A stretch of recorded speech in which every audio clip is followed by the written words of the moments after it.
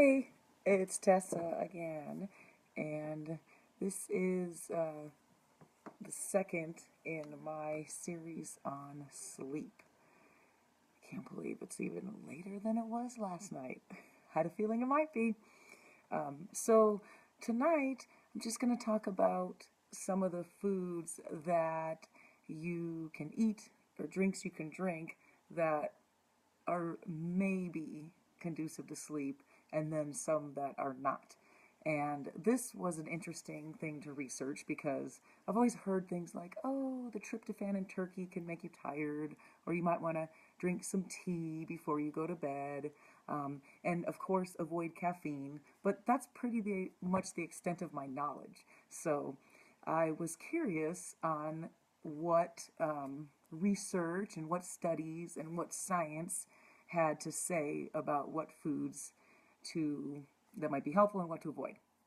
So first I want to say that there doesn't seem to be a lot of emphatic advice of, this definitely is going to help you sleep.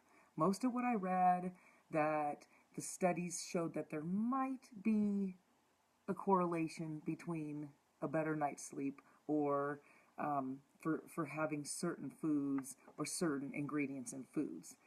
There was definitely more of an emphasis on avoiding certain foods, like that the research proved more that some things weren't helpful.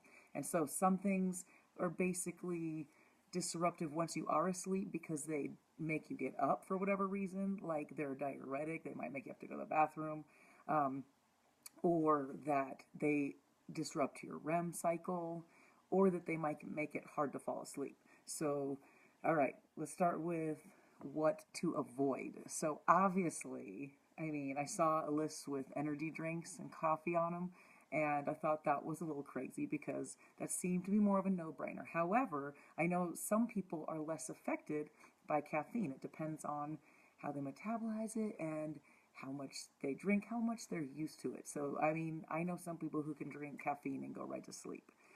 Not me.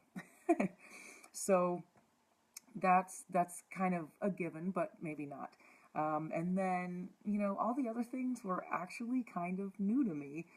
Spicy foods, because, it could potentially have the heartburn. It could disrupt. I'm really not going to get into the science of it because I'm not that good at repeating the science, but trust me, it's in there. And then fatty foods like cheeseburgers, pizza, there were reasons why those were not conducive to a good night's sleep. Sugary foods, so any kind of sugary cereals, cookies, cake, ice cream, anything like that, which, those are probably pretty common things that people might have before they go to bed. And then um, the other one that I really didn't know about was like a steak or even chicken, something that had a lot of protein, just protein, that your body would be doing a lot of work to actually digest it. And then finally, dark chocolate, because there was enough caffeine in it that if you were sensitive to caffeine, it might bother you. Okay, so now the foods to eat, the foods and drinks to eat. So, like tea without caffeine, and they actually kind of think it's really more about the ritual than what's in it necessarily. Cherries, the cherry juice, uh, like complex carbohydrates like jasmine rice, kashi, quinoa, buckwheat, maybe shredded wheat, and not simple carbohydrates, with the exception of bananas would be good, and then sweet potatoes. Turkey was one of those really debatable ones because it has that tryptophan in it. That's the one you hear, but they basically said the amounts in it wouldn't really make a difference. So, avocados, almond butter was another one. Um, and popcorn, yogurt. I did miss a couple of ones that you should avoid. Citrus fruits are one, or like orange juice, and something like celery because it's a diuretic, and candy bars for multiple reasons.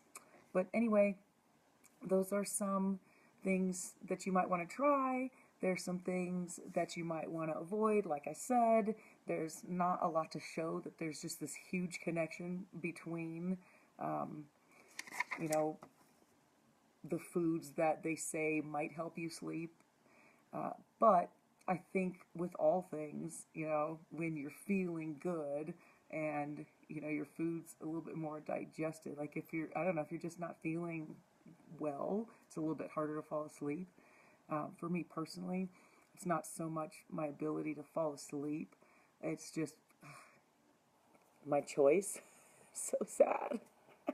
I could be asleep right now if I chose to, but I just don't. Sometimes I think I just enjoy the quiet time. There's always so much else going on, and then those times when everyone else is in bed, it's just a little bit of quiet time to enjoy. So it's probably not a good choice because, like I talked about last night, I have come to terms with the fact that I should be getting 7 hours, that I do need more sleep.